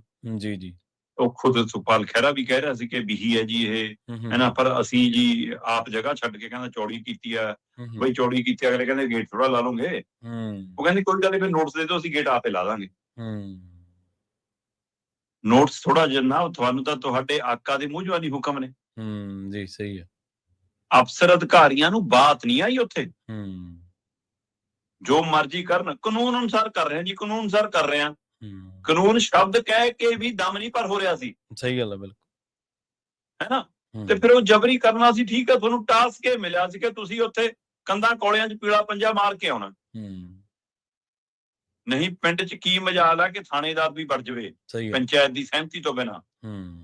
ਪਿੰਡ ਦੀ ਜਾਇਦਾਦ ਦਾ ਜ਼ਿੰਮੇਵਾਰ ਪੰਚਾਇਤ ਆ, ਪੰਚਾਇਤ ਸਰਕਾਰ ਹੈ ਪੂਰਨ। ਤੇ ਜੇ ਕੋਈ ਸ਼ਿਕਾਇਤ ਕਾਰਵਾਈ ਆ, ਬਾਇਆ ਪੰਚਾਇਤ ਹੀ ਹੋਣੀ ਬਣਦੀ ਹੈ। ਪੰਚਾਇਤੀ ਐਕਟ ਦੇ ਤਹਿਤ ਪੜ੍ਹ ਕੇ ਲਿਖ ਕੇ ਆਉਂਦੇ, ਪਰ ਨਹੀਂ। ਅਸਲ 'ਚ ਨਾ ਤਾਂ ਇਹ ਨਜਾਇਜ਼ ਕਬਜ਼ਾ ਛਡਾਉਣ ਦਾ, ਢਾਉਣ ਦਾ ਮਸਲਾ ਸੀ। ਜੀ। ਜੇ ਸੱਚਮੁੱਚ ਅਜਿਹਾ ਕਬਜ਼ਾ ਛਡਾਉਣ ਦੀ ਪਿੰਡ ਦੇ ਮਾਮਲੇ ਤੇ ਕਵਾਇਦ ਹੁੰਦੀ ਤਾਂ 12,000 ਤੋਂ ਵੱਧ ਪਿੰਡ ਨੇ, ਹਰ ਪਿੰਡ ਦੇ ਵਿੱਚ 100 ਇਹੋ ਜਿਹੇ ਮਾਮਲੇ ਨਿਕਲਦੇ। ਸਹੀ ਗੱਲ। ਪਿੰਡਾਂ 'ਚ ਤਾਂ ਆਪਣਾ ਸਰਪੰਚ ਪੰਚ ਮੌਜੂਦਾ ਤੇ ਸਾਬਕਾ ਇਸ ਚੱਕਰ 'ਚ ਨਹੀਂ ਬੋਲਦਾ, ਅਗਲਾ ਅੱਧੀ ਵੀਹ ਪੱਟ ਕੇ ਉੱਥੋਂ ਰੈਂਪ ਜਾ ਬਣਾ ਲੈਂਦਾ ਅੰਦਰ ਵੜਨ ਨੂੰ ਗੱਡੀਆਂ ਆਪਣੀ ਟਰੈਕਟਰ ਚੜਨ ਨੂੰ, ਤਾਂ ਨਹੀਂ ਬੋਲਦਾ ਕਿ ਐਕਤੀ ਮੈਂ ਬਣਿਆ ਅਗਲੀ ਵਾਰ ਵੀ ਵੋਟ ਲੈਣੀ ਹੈ, ਜਿਹੜਾ ਇਸ ਵਾਰ ਹਾਰਿਆ ਉਹ ਕਹਿੰਦਾ ਅਗਲੀ ਵਾਰ ਵੀ ਲੈਣੀ ਹੈ, ਬੋਲੋ ਹੀ ਨਾ। ਜੀ ਸਹੀ ਹੈ। ਨਹੀਂ ਤਾਂ ਰੈਂਪ ਅਗਲੇ ਦੇ ਅੰਦਰ ਬਣੇ, ਬਾਹਰ ਕਿਉਂ ਬਣੇ? ਤੇ ਹਰ ਪਿੰਡ ਦੀ ਹਰ ਗਲੀ 'ਚ ਇਹੋ ਜਿਹੇ 2-4 ਘਰ ਮਿਲ ਜਾਣਗੇ ਤੁਹਾਨੂੰ, ਤੇ ਫਿਰ ਆ ਜਾਂਦੇ ਛਡਾਉਣ। ਹੋਰ ਬਹੁਤ ਕੁਝ ਮਿਲੂਗਾ। ਆਮੋ ਸਾਹਮਣੇ ਗਲੀ ਖਤਮ ਹੁੰਦੀ ਆ, 2 ਘਰ ਇਕੱਠੇ ਨੇ, ਉੱਪਰ ਬੀਹੀ ਤੇ ਲੈਂਟਰ ਪਾ ਲਓ, ਛੱਤੇ ਜੋੜ ਲਓ, ਪੁਲ ਬਣਾ ਲਓ, ਬਹੁਤ ਪਿੰਡਾਂ 'ਚ ਮਿਲ ਜਾਣਗੇ। ਬਿਲਕੁਲ ਕਰ ਲਓ ਫਿਰ। ਸੋ ਇਸ ਲਈ ਇਹ ਸ਼ਰੇਆਮ ਦਿਖਦਾ ਹੈ ਤੁਹਾਡੀ ਰਾਜਨੀਤਿਕ ਬਦਲਾਖੋਰੀ ਹੈ। ਜੀ। ਤੇ ਜੇ ਉੱਥੇ ਵਕੀਲ ਖੜੇ ਨੇ, ਉਹਦੇ ਸਮਰਥਕ ਖੜੇ ਨੇ, ਪੰਚਾਇਤ ਖੜੀ ਹੈ, ਖੁਦ ਮੌਜੂਦਾ MLA ਹੈ, ਅਗਲਾ ਕਹਿੰਦਾ ਨੋਟਿਸ ਦਿਓ ਸਾਨੂੰ 24 ਘੰਟੇ 72 ਘੰਟੇ 12 ਘੰਟੇ 2 ਘੰਟੇ ਦਾ, ਅਸੀਂ ਆਪ ਹਟਾ ਦਿੰਦੇ ਹਾਂ ਗੇਟ। ਪਰ ਤੁਹਾਡਾ ਮਸਲਾ ਗੇਟ ਹਟਵਾਉਣਾ ਥੋੜਾ ਸੀ, ਤੁਹਾਡਾ ਮਸਲਾ ਤਾਂ ਵੀਡੀਓ ਬਣਾ ਕੇ ਖਬਰ ਚਲਾਉਣਾ, ਸੁਖਪਾਲ ਖਹਿਰਾ ਕੇ ਘਰ ਪਰ ਚਲਾ ਬਲਡੋਜ਼ਰ। ਸਹੀ ਗੱਲ। ਇਹ ਖਬਰ ਬਣਾਉਣਾ ਸੀ। ਜੇ ਤਾਂ ਇਹ ਵਰਤਾਰਾ ਹੈ ਕਿ ਪੰਜਾਬ ਦੇ ਲੋਕਾਂ ਨੂੰ ਡਰਾ ਕੇ ਆਪਣੇ ਨਾਲ ਰੱਖਣ ਦੀ ਕਵਾਇਦ ਹੈ, ਸਵਾਲ ਕਰਨ ਵਾਲੇ ਲੋਕਾਂ ਨੂੰ ਡਰਾਉਣ ਦੀ ਕਵਾਇਦ ਹੈ, ਕਿ ਕਿਸਾਨ ਬੋਲਦੇ ਆ ਪੂਰਾ ਪਿੰਡ ਘੇਰ ਕੇ ਡਾਂਗ ਫੇਰੋ, ਕੁੱਟੋ ਵੀ, ਘੜੀਸੋ ਵੀ, ਤੇ ਨਾਲ ਵੀ ਲੈ ਜਾਓ, ਲੱਤਾਂ ਵੀ ਰਾੜਾ ਨਾਲ ਤੋੜ ਦੋ, ਹੈਨਾ, ਪੀਲਾ ਪਰਨੇ ਵਾਲਾ ਧੂ ਲਿਆਓ। ਹੁਣ ਪੀਲੇ ਪਰਨੇ ਚੋਂ ਲੋਕ ਪੰਥਕ ਵੀ ਦੇਖਦੇ ਆ, ਲੋਕ ਗ੍ਰਾਹਾਂ ਵੀ ਦੇਖਦੇ ਆ। ਜੀ ਸਹੀ ਹੈ। ਹੈਨਾ, ਤੇ ਪਰ ਕਾਰਵਾਈ ਪੁਲਿਸ ਨੇ ਕੀਤੀ, ਵਧੀਕੀ ਆਪਣੀ ਕੀਤੀ, ਜ਼ਬਰ ਜਨਾਹ ਕੀਤਾ ਜੋ ਕੀਤਾ। ਹੁਣ ਉਸ ਮਾਮਲੇ ਦੇ ਪੈਰਲਰ ਜਿਹੜੇ ਲੀਡਰ ਬੋਲਦੇ ਨੇ, ਉਹਨਾਂ ਨੂੰ ਵੀ ਡਰਾਇਆ ਜਾ ਰਿਹਾ ਕਿ ਡਰਾਉਣ ਦੀ ਕਵਾਇਦ ਚੋਂ ਹੈ, ਕਿਸਾਨਾਂ ਵਾਲੇ ਮਸਲੇ ਤੋਂ ਧਿਆਨ ਹਟਾਉਣ ਦੀ ਕਵਾਇਦ ਚ ਜੀ, ਜਾਂ ਸੁਖਪਾਲ ਖਹਿਰਾ ਜਿਵੇਂ ਸਰਕਾਰ ਨੂੰ ਘੇਰਦਾ। ਸਹੀ ਹੈ। ਖਾਸ ਕਰਕੇ ਪਿਛਲੇ ਦਿਨੀ ਬੇਟੀ ਦੇ ਸਕੂਲ ਦੇ ਮਾਮਲੇ 'ਚ ਜਿਵੇਂ ਉਹਨਾਂ ਨੇ ਮੁੱਖ ਮੰਤਰੀ ਨੂੰ ਸਵਾਲ ਕੀਤਾ, ਜਦੋਂ ਕਿ ਮੈਂ ਉਹ ਸਾਰਾ ਪੜ੍ਹ ਸੁਣ ਰਿਹਾ ਸੀਗਾ, ਬੱਚੀ ਵਾਸਤੇ ਕੋਈ ਟਿੱਪਣੀ ਨਹੀਂ ਕੀਤੀ ਉਹਨਾਂ ਨੇ। ਉਹਨਾਂ ਨੇ ਸਿਰਫ ਸਵਾਲ ਕੀਤਾ ਮੁੱਖ ਮੰਤਰੀ ਭਗਵੰਤ ਮਾਨ ਨੂੰ ਕਿ ਸਾਡੇ ਮਾਂ-ਪਿਓ ਇੰਨੇ ਸਮਰੱਥ ਸੀ, ਉਹਨਾਂ ਨੇ ਸਾਨੂੰ ਬੜੇ ਸਕੂਲਾਂ 'ਚ ਪੜ੍ਹਾ ਲਿਆ, ਤੇ ਤੂੰ ਭੰਡਦਾ ਰਹਿੰਦਾ ਸੀ ਸਾਨੂੰ। ਹੁਣ ਤੂੰ ਜੇ ਸਮਰੱਥ ਹੋ ਗਿਆ, ਤੂੰ ਤਾਂ ਹੀ ਪੜ੍ਹਾ ਰਿਹਾ ਨਾ ਆਪਣੇ ਜਵਾਕ ਨੂੰ, ਮਹਿੰਗੇ ਸਕੂਲ 'ਚ ਕਿਉਂ ਪੜ੍ਹਾਇਆ, ਹੁਣ ਸਰਕਾਰੀ 'ਚ ਪੜ੍ਹਾ। ਇਹੀ ਸਵਾਲ ਸੀ ਨਾ। ਜੀ। ਤੇ ਕੀ ਇਹ ਸਵਾਲ ਦੀ ਕਿਹੜਾ ਜੀ ਇਹ, ਜਾਂ ਸਮੁੱਚੇ ਇੱਕ ਕਾਂ ਟੰਗਣ ਦੀ ਕਵਾਇਦ ਹੈ ਕਿ ਮੈਂ ਖਹਿਰੇ ਵਰਗੇ ਨੂੰ ਨਹੀਂ ਬਖਸ਼ਦਾ, ਤੁਸੀਂ ਕੌਣ ਹੋ ਬੋਲਦੇ ਹੋ। ਜੀ ਸਹੀ ਹੈ। ਠੀਕ ਹੈ, ਢਾ ਲੋਗੇ 100 500 1000 ਲੋਕਾਂ ਦੇ ਕੋਲੇ ਢਾ ਦੋਗੇ, ਘਰ ਢਾ ਦੋਗੇ, ਕੀ ਹੋ ਜਾਊਗਾ। ਪਰ ਯਾਦ ਰੱਖਿਓ, ਔਰੰਗਜ਼ੇਬ, ਅੰਗਰੇਜ਼, ਇੰਦਰਾ ਕੋਈ ਰਿਹਾ ਨਹੀਂ, ਸਾਰੇ ਤੁਰ ਗਏ ਇੱਥੋਂ। ਫਿਰ ਹੱਥ ਬਾਹਰ ਕੱਢ ਕੇ ਜਾਂਦੇ ਨੇ ਕਈ ਤਾਂ, ਕਿ ਹਾਂ ਦੇਖੋ ਜੀ, ਔਰ ਖੁਦੇ ਸ਼ੇਰ ਸੁਣਾਉਂਦੇ ਹੁੰਦੇ ਨੇ ਮੁੱਖ ਮੰਤਰੀ ਸਾਹਿਬ ਕਿ ਕਫਨ ਕੇ ਜੇਬ ਨਹੀਂ ਹੋਤੀ, ਆਪ ਹੀ ਗੱਲਾਂ ਸੁਣਾਉਂਦੇ। ਯਾਦ ਰੱਖਿਓ, ਇੱਥੇ ਕੋਈ ਪੱਕਾ ਘਰ ਨਹੀਂ ਪਾਉਣ ਆਇਆ। ਬਿਲਕੁਲ। ਸੋ ਇਸ ਲਈ ਪਤਾ ਨਹੀਂ ਇਹ ਕੁਰਸੀ 'ਚ ਜਿਹਾ ਕੀ ਆ ਕਿ ਇੱਥੇ ਬੈਠ ਕੇ ਸਾਰੇ ਹੱਕ ਹਕੂਕ ਲੋਕਾਂ ਦੇ ਤੁਸੀਂ ਭੁੱਲ ਜਾਂਦੇ ਹੋ। ਜੀ ਹੈਨਾ, ਤੇ ਤੁਹਾਡੀ ਬਦਲਾਖੋਰੀ ਦੀ ਅੱਗ ਹੋਰ ਤੇਜ਼ ਮਚਣ ਲੱਗਦੀ ਆ। ਇਹ ਬਦਲਾਖੋਰੀ ਦੀ ਅੱਗ, ਔਰ ਇਹਦੇ ਨਾਲ ਮੈਨੂੰ ਨਹੀਂ ਪਤਾ ਕਿ ਮਤਲਬ ਕਾਨੂੰਨੀ ਤੌਰ ਦੇ ਉੱਤੇ ਅਦਾਲਤ ਦੇ ਵਿੱਚ ਕੌਣ ਸਹੀ ਸਾਬਤ ਹੋਊਗਾ, ਪਰ ਮੈਨੂੰ ਇਹ ਪਤਾ ਰਾਜਨੀਤਿਕ ਤੌਰ ਤੇ ਸੁਖਪਾਲ ਖਹਿਰਾ ਨੂੰ ਬੜਾ ਕਰ ਲਿਆ ਸਰਕਾਰ। ਸਹੀ ਗੱਲ ਆ, ਬਿਲਕੁਲ। ਜਦੋਂ ਬੇਲੋੜੀਆਂ ਰਾਜਨੀਤਿਕ ਬਦਲਾਖੋਰੀਆਂ ਦਿਖਾਈ ਜਾਣੀਆਂ ਲੋਕਾਂ ਨੂੰ ਜੀ, ਉਹ ਜਿਹੜੇ ਨਾਟਕ, ਉਹ ਸਾਰਾ ਕੁਝ ਢੋਂਗ ਰਚੀ ਰੱਖਣਾ, ਫਿਰ ਲੋਕਾਂ ਦੇ ਵਿੱਚ ਆਪੇ ਲੀਡਰ ਵੱਡੇ ਹੋ ਜਾਂਦੇ ਨੇ। ਤੇ ਅਗਲੀ ਗੱਲ ਕਰੀਏ, ਹਥਿਆਰਬੰਦ ਫੋਰਸ ਵੀ ਕਹਿੰਦੇ ਜੇ ਸੁਰੱਖਿਅਤ ਨਹੀਂ ਸ਼ਰਮਾ ਜੀ, ਤੇ ਫਿਰ ਨਿਹੱਥੇ ਕੀ ਕਰਨਗੇ ਜੀ, ਉਹਨਾਂ ਦਾ ਕੀ ਹਾਲ ਹੋਊਗਾ। ਗੁਰਦਾਸਪੁਰ ਖੇਤਰ ਦੇ ਵਿੱਚ, ਸਰਹੱਦੀ ਖੇਤਰ ਦੀ ਚੌਂਕੀ ਦੇ ਅੰਦਰ ਜੀ ਬੈਠੇ ਐਸਆਈ ਨੂੰ ਤੇ ਲੰਮੇ ਪਏ ਹੋਮਗਾਰਡ ਨੂੰ ਕੋਈ ਲਾਸ਼ਾਂ 'ਚ ਬਦਲ ਗਿਆ। ਤੇ ਸੁਖਜਿੰਦਰ ਰੰਧਾਵਾ ਦੇ ਕਹਿਣ ਅਨੁਸਾਰ ਕਹਿੰਦੇ ਜੋ ਸਥਾਨਕ ਬੰਦਿਆਂ ਨੇ ਨਾ ਦੇਖਿਆ ਵਾਕਿਆ ਹੁੰਦਾ, ਇਹਨਾਂ ਨੇ ਤਾਂ ਸੁਸਾਈਡ ਬਣਾ ਦੇਣਾ ਸੀ, ਇਹਨਾਂ ਨੇ ਤਾਂ ਆਪਸ 'ਚ ਕਹਿ ਦੇਣਾ ਸੀ ਇੱਕ ਦੂਜੇ ਨੇ ਮਾਰਤਾ ਜਾਂ ਕਰਤਾ। ਜੀ। ਫਿਰ ਹੁਣ ਇਹ ਤਾਲੀਬਾਨੀ ਕਨੈਕਸ਼ਨ ਜੋੜੀ ਜਾਂਦੇ ਨੇ। ਮੈਂ ਕਹਿੰਦਾ ਕੋਈ ਕਨੈਕਸ਼ਨ ਜੁੜੇ ਜੀ, ਤਾਲੀਬਾਨੀ ਜੋੜੋ, ਗੈਂਗਸਟਰਵਾਦ ਦਾ ਜੋੜੋ, ਅੱਤਵਾਦ ਦਾ ਜੋੜੋ, ਬਦਲਾਖੋਰੀ ਦਾ ਜੋੜੋ, ਜ਼ਿਆਦਾ ਮਰਜ਼ੀ ਜੋੜੋ। ਸਵਾਲ ਇਹ ਹੈ ਕਿ ਉਹ ਸੁਰੱਖਿਆ ਚੌਂਕੀ 'ਚ ਸੀਗੇ। ਸਹੀ ਗੱਲ, ਬਿਲਕੁਲ। ਤੈਨਾਤ ਮੁਲਾਜ਼ਮ ਸੀਗੇ, ਹਥਿਆਰਬੰਦ ਫੋਰਸ ਸੀਗੀ, ਹਥਿਆਰ ਚਲਾਉਣੇ ਵੀ ਜਾਣਦੇ ਸੀ, ਹਥਿਆਰ ਸੀਗੇ ਵੀ। ਤੇ ਜੇ ਉਹ ਆਪਣੇ ਘਰ 'ਚ, ਆਪਣੇ ਸਥਾਨ 'ਚ, ਆਪਣੇ ਦਾਇਰੇ 'ਚ ਸੁਰੱਖਿਅਤ ਨਹੀਂ ਹੈਗੇ, ਤਾਂ ਆਮ ਜਨਤਾ, ਆਮ ਲੋਕ, ਨਿਹੱਥੇ ਲੋਕ ਕਿੱਥੇ ਸੁਰੱਖਿਅਤ ਨੇ? ਸਰਕਾਰ ਇਹਦਾ ਜਵਾਬ ਦੇ ਦੇਵੇ। ਜੀ ਬਿਲਕੁਲ। ਤੁਸੀਂ ਤਾਂ ਮੁਰਗੀ ਖਾਨਾ ਖੋਲ ਲਓ, ਤੁਹਾਡੇ ਕੋਲ ਤਾਂ 32 35 35 40 40 ਗੱਡੀਆਂ ਦਾ ਕਾਫਲਾ ਚੱਲਦਾ। ਹੂੰ ਸਾਡੀ ਮਾਤਾ ਨਾਲ ਵੀ ਚੱਲਦਾ, ਸਾਡੀ ਭੈਣ ਨਾਲ ਵੀ ਚੱਲਦਾ, ਸਾਡੀ ਭਾਬੀ ਨਾਲ ਵੀ ਚੱਲਦਾ, ਜੀ ਸਾਰਿਆਂ ਨਾਲ ਚੱਲਦਾ ਉਹਨਾਂ ਨਾਲ। ਹੂੰ ਆਮ ਜਨਤਾ ਕੀ ਕਰੇ? ਹੂੰ ਆਮ ਲੋਕਾਂ ਕੋਲ ਕਿਹੜੀ ਸੁਰੱਖਿਆ? ਜੀ ਤੁਹਾਡੇ ਧਿਆਨ ਚ ਹੋਣਾ ਪ੍ਰਵੀਨ ਜੀ, ਲਗਾਤਾਰ ਆਪਾਂ ਹਫਤਾ 10 ਦਿਨ ਤੋਂ ਤੇ ਹੁਣ ਕਰਨ ਤੋਂ ਵੀ ਹਟ ਕੇ ਕੱਲ ਫਿਰ ਦਿੱਲੀ ਦੇ ਵਿੱਚ ਧਮਕੀਆਂ ਸੀਗੀਆਂ ਈਮੇਲ ਵਾਲੀਆਂ। ਜੀ ਜੀ ਬਿਲਕੁਲ ਬਿਲਕੁਲ ਲਗਾਤਾਰ ਈਮੇਲ ਰਾਹੀਂ ਧਮਕੀਆਂ ਦਾ ਵਰਤਾਰਾ ਜਾਰੀ ਹੈ। ਹੂੰ ਉੱਥੇ ਤੱਕ ਪਹੁੰਚ ਨਹੀਂ ਹੁੰਦਾ ਤੋਂ ਨਹੀਂ ਹੁੰਦਾ ਫੋਰਸ ਸਾਰੀ ਲਾ ਦਿਓ ਜੀ, ਹਾਂ ਇੱਕ ਪਿੰਡ ਦੇ ਵਿੱਚ ਇੱਕ ਗੇਟ ਤੋੜਨਾ। ਜੀ ਜੀ ਤੇ ਦੂਏ ਪਾਸੇ ਆਪਾਂ ਪਿਛਲੇ ਮਹੀਨਿਆਂ ਚੋਂ ਖਬਰਾਂ ਕਰਦੇ ਰਹੇ ਹਾਂ ਕਿ ਥਾਣਿਆਂ ਤੇ ਗ੍ਰਨੇਡ, ਫਿਰ ਕਹਿੰਦੇ ਇਹ ਤਾਂ ਜੀ ਟਾਇਰ ਫਟਿਆ। ਹੂੰ ਥਾਣੇ ਚੌਂਕੀਆਂ ਤੇ ਲਗਾਤਾਰ ਹਮਲੇ ਹੋਏ ਨੇ। ਸਹੀ ਤੇ ਤੁਹਾਡਾ ਫੈਸਲਾ ਕੀ ਸੀ ਕਿ ਜੀ ਰਾਤ ਨੂੰ ਜੀ ਲਾਈਟਾਂ ਲਾ ਲਓ ਬੜੀਆਂ, ਹੈ ਜੀ ਤਰਪਾਲਾਂ ਲਾ ਲਓ ਜੀ, ਹੈ ਜੀ ਇਹ ਟੀਨ ਦੀਆਂ ਕੰਧਾਂ ਕਰ ਲਓ ਜੀ, ਕੰਧਾਂ ਉੱਚੀਆਂ ਕਰ ਦਿਓ ਜੀ, ਹੈ ਸੀਸੀਟੀਵੀ ਕੈਮਰੇ ਲਾ ਲਓ ਜੀ, ਥਾਣੇ ਦੇ ਅੰਦਰ ਗੇਟ ਬੰਦ ਕੁੰਡੀ ਲਾ ਕੇ ਸੋਇਆ ਕਰੋ ਜੀ। ਮਤਲਬ ਸਹੀ ਗੱਲ, ਇਹ ਫੋਰਸ ਹੀ ਡਰ ਕੇ ਰਹੂਗੀ ਤਾਂ ਲੋਕਾਂ ਦੀ ਰੱਖਿਆ ਕੀ ਕਰੂਗੀ? ਕੌਣ ਕਰੂਗੀ? ਬਿਲਕੁਲ ਸਹੀ। ਇਸ ਘਟਨਾ ਨੇ ਸਵਾਲ ਖੜਾ ਕਰਤਾ ਜਨਾਬ, ਜਵਾਬ ਦਿਓ। ਤੁਸੀਂ ਗ੍ਰਹਿ ਮੰਤਰੀ ਵੀ ਹੋ, ਮੁੱਖ ਮੰਤਰੀ ਵੀ ਹੋ। ਗ੍ਰਹਿ 'ਚ ਅੱਗ ਲੱਗੀ ਆ ਤੇ ਤੁਸੀਂ ਗੁਜਰਾਤ ਉੱਡ ਜਾਂਦੇ ਹੋ। ਸਹੀ ਹੈ। ਲੂਣ ਤੇਲ ਨਾਲ ਅੱਗ ਨਹੀਂ ਬੁਝਣੀ। ਬਿਲਕੁਲ। ਸੋ ਇਸ ਲਈ ਇਹ ਬਹੁਤ ਸਵਾਲ ਖੜਾ ਕਿ ਤੁਸੀਂ ਪੰਜਾਬ ਦੇ ਵਿੱਚ ਅਮਨ ਕਾਨੂੰਨ ਦੀ ਸਥਿਤੀ, ਲੋਕਾਂ ਦੇ ਰੁਜ਼ਗਾਰ ਪੱਖੀ ਸਥਿਤੀ ਕਿਵੇਂ ਪੈਦਾ ਕਰੋਗੇ? ਜਵਾਕ ਸਕੂਲ ਭੇਜਣ ਲੱਗੇ ਡਰ ਲੱਗਦਾ, ਮੁਲਾਜ਼ਮ ਨੂੰ ਦਫ਼ਤਰ ਜਾਣ ਲੱਗੇ ਡਰ ਲੱਗਦਾ, ਤੇ ਹੋਊਗਾ ਕੀ? ਸੋ ਇਹ ਵਰਤਾਰਾ ਬਹੁਤ ਮੱਦਭਾਗਾ। ਸੁਖਜਿੰਦਰ ਰੰਧਾਵਾ ਕਹਿੰਦੇ ਕਿ ਮੈਂ ਉਸ ਇਲਾਕੇ ਤੋਂ ਮੈਂਬਰ ਪਾਰਲੀਮੈਂਟ ਆਉਣਾ, ਮੈਂ ਕੇਂਦਰ ਨੂੰ ਲਿਖਿਆ ਕਿ ਇਹਦੀ ਨਿਰਪੱਖ ਜਾਂਚ ਹੋਵੇ, ਪਤਾ ਲੱਗੇ ਕਿ ਇਹ ਮਾਮਲਾ ਕੀ ਹੈ। ਸਵਾਲ ਇਹ ਹੈ ਕਿ ਜਾਂਚ ਜੋ ਆਊਗਾ ਉਹ ਆਊਗਾ, ਪਰ ਵੱਡੀ ਗੱਲ ਤਾਂ ਇਹ ਹੈ ਕਿ ਇਹ ਘਟਨਾਵਾਂ ਲਗਾਤਾਰ ਵਾਪਰ ਰਹੀਆਂ। ਦੁਕਾਨਦਾਰ, ਖਿਡਾਰੀ, ਕਲਾਕਾਰ, ਖੇਡ ਮੈਦਾਨ, ਵਿਆਹ, ਆਮ ਆਦਮੀ ਪਾਰਟੀ ਦੇ ਲੀਡਰ, ਦੂਜਿਆਂ ਦੇ ਲੀਡਰ, ਬਾਜ਼ਾਰ 'ਚ ਸਮਾਨ ਖਰੀਦਣ ਜਾਂਦੇ ਲੋਕ, ਲੁੱਟਾਂ ਖੋਹਾਂ, ਵਾਰਦਾਤਾਂ, ਲਗਾਤਾਰ ਇਜ਼ਾਫਾ। ਸਹੀ ਹੈ, ਬਿਲਕੁਲ। ਕਿਤੇ ਰੁਕਣ ਦਾ ਨਾਂ ਨਹੀਂ ਤੇ ਤੁਹਾਨੂੰ ਸਿਆਸਤ ਤੋਂ ਵੇਲ ਨਹੀਂ। ਬਿਲਕੁਲ। ਇਕੱਲੇ ਐਲਾਨ ਕੀ ਕਰਨਗੇ ਮੁੱਖ ਮੰਤਰੀ ਦਾ ਜਾਂ ਜਿਹੜੇ ਕੰਟਰੋਲਰ ਨੇ ਉਹਨਾਂ ਦੇ ਫਰਜ਼ ਹੋਰ ਵੀ ਤਾਂ ਬਣਦੇ ਨੇ। ਇਕੱਲਾ ਵੋਟਾਂ ਲੈਣ ਦੇ ਲਈ ਐਲਾਨ ਕਰਨਾ ਥੋੜ੍ਹਾ ਰਾਜ ਸਰਕਾਰ ਚਲਾਉਣਾ ਹੁੰਦਾ। ਅਗਲੀ ਗੱਲ ਕਰੀਏ ਜਾਂਦੇ ਜਾਂਦੇ ਪੰਥਕ ਮਾਮਲੇ ਦੀ। ਗਿਆਨੀ ਰਘਬੀਰ ਸਿੰਘ ਜੀ ਨੇ ਧਾਮੀ ਸਾਹਿਬ ਨੂੰ ਹੀ 72 ਘੰਟਿਆਂ ਦਾ ਨੋਟਿਸ ਦੇ ਦਿੱਤਾ ਜੀ ਉਲਟਾ। ਪ੍ਰਵੀਨ ਜੀ, ਬਹੁਤ ਹੇਠਲੇ ਪੱਧਰ ਦੀ ਪੰਥਕ ਸਿਆਸਤ ਸਾਨੂੰ ਦੇਖਣ ਨੂੰ ਰੁਝਾ ਰਹੀ ਹੈ, ਜਿਹੜੀ ਦੁੱਖ ਦਿੰਦੀ ਹੈ ਕਿ ਅਸੀਂ ਉਹਨਾਂ ਸੰਸਥਾਵਾਂ ਦਾ ਮਿਆਰ, ਉਹਨਾਂ ਸੰਸਥਾਵਾਂ ਦਾ ਰੁਤਬਾ ਕਿੱਥੇ ਲੈ, ਹੈ ਨਾ, ਜਿਨ੍ਹਾਂ ਦਾ ਸ਼ਾਨਾਮਤੀ ਇਤਿਹਾਸ ਰਿਹਾ, ਉਹਨਾਂ ਨੂੰ ਕਿਸ ਤਰ੍ਹਾਂ ਰੋੜ ਰਹੇ ਆ। ਸਹੀ, ਇਹ ਪੀੜਦਾਇਕ ਹੈ। ਸਿਰਫ ਇਹ ਸਾਰਾ ਵਰਤਾਰਾ ਸਿਆਸਤ ਲਈ ਹੈ। ਸਿਆਸੀ ਧਿਰਾਂ ਨੂੰ ਕੋਈ ਖੁਸ਼ ਕਰਨ ਲਈ ਹੈ। ਆਪਾਂ ਪਹਿਲਾਂ ਵੀ ਗੱਲ ਕਰ ਰਹੇ ਸੀ ਵੀ ਕਿ ਗਿਆਨੀ ਰਘਬੀਰ ਸਿੰਘ ਕਹਿੰਦੇ ਜੀ ਸਾਡੇ ਤੇ ਦਬਾਅ ਬਣਾ ਰਹੇ ਸੀ ਕਿ RSS ਦਾ ਨਾਂ ਲੈ ਦਿਓ ਜੀ, 2 ਦਸੰਬਰ ਦੇ ਫੈਸਲੇ ਉਹਨਾਂ ਨੇ ਕਰਾਏ। ਤੇ ਲੋਕ ਅੱਜ ਵੀ ਪੁੱਛ ਰਹੇ ਜੀ ਅੱਜ ਵੀ ਕਿਸ ਦਾ ਨਾਂ ਲਈ ਦੋ, ਫਿਰ ਅੱਜ ਕੌਣ ਕਰਾ ਰਿਹਾ ਤੋਤੋਂ ਸਾਰੇ ਕੰਮ? ਸਹੀ ਹੈ ਨਾ। ਤੇ ਉਧਰ ਧਾਮੀ ਸਾਹਿਬ ਬਾਰੇ ਵੀ ਆਪਾਂ ਗੱਲ ਕਰਦੇ ਕਿ ਧਾਮੀ ਸਾਹਿਬ ਤਾਂ ਕਹਿੰਦੇ ਮੈਂ ਤਾਂ ਸੁਖਬੀਰ ਦਾ ਸਿਪਾਹੀ ਹਾਂ, ਮੈਂ ਗੁਰੂ ਦਾ ਸਿਪਾਹੀ ਥੋੜਾ। ਫਿਰ ਇਹਦਾ ਮਤਲਬ ਸਹੀ ਗੱਲ, ਇਹਦਾ ਕਹਿਣ ਤੋਂ ਭਾਵ ਤਾਂ ਇਹੀ ਹੈ ਨਾ ਕਿ ਮੈਂ ਤਾਂ ਫਿਰ ਸੁਖਬੀਰ ਦਾ ਸਿਪਾਹੀ ਹਾਂ ਬਾਈ। ਤੇ ਇਹ ਸਾਰੀ ਸਥਿਤੀ ਦੇ ਵਿੱਚ ਰਘਬੀਰ ਸਿੰਘ ਹੋਰਾਂ ਲਈ ਜਾਰੀ ਕੀਤਾ ਗਿਆ ਸੀ 72 ਘੰਟਿਆਂ ਦਾ ਨੋਟਿਸ ਕਿ ਜੀ ਜੋ ਤੁਸੀਂ ਪ੍ਰੈਸ ਕਾਨਫਰੰਸ ਕੀਤੀ ਉਹਦੇ ਸਬੂਤ ਦਿਓ। ਸਹੀ। ਆਪਾਂ ਗੱਲ ਕਰ ਰਹੇ ਸੀ ਕਿ 2 ਦਸੰਬਰ ਵਾਲੇ ਫੈਸਲਿਆਂ 'ਚ ਖਾਸੇ ਸਬੂਤ ਪਏ ਨੇ, ਉਹੀ ਵੀਡੀਓ ਰੱਖ ਦੋ ਮੂਹਰੇ। ਜੀ।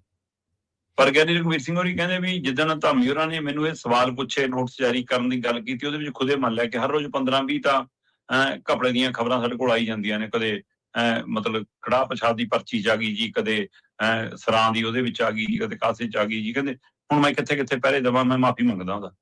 ਉਹ ਕਹਿੰਦੇ ਮਤਲਬ ਮੰਨਦੇ ਹੋ ਨਾ ਕਿ ਭ੍ਰਿਸ਼ਟਾਚਾਰ ਇੰਨਾ ਮਾੜਾ ਹੋ ਰਿਹਾ, ਜੇ ਰੋਜ਼ ਇਹ ਛੋਟੇ ਮੋਟੇ ਹੋ ਰਹੇ ਨੇ ਤਾਂ ਬੜੇ ਕਿੰਨੇ ਨੇ ਜਿਹੜੇ ਤੁਸੀਂ ਲੁਕਾ ਰਹੇ ਹੋ। ਕਹਿੰਦੇ ਸਬੂਤ ਤਾਂ ਅਸੀਂ ਆਪੇ ਦੇਈ ਜਾਂਦੇ। ਸਹੀ।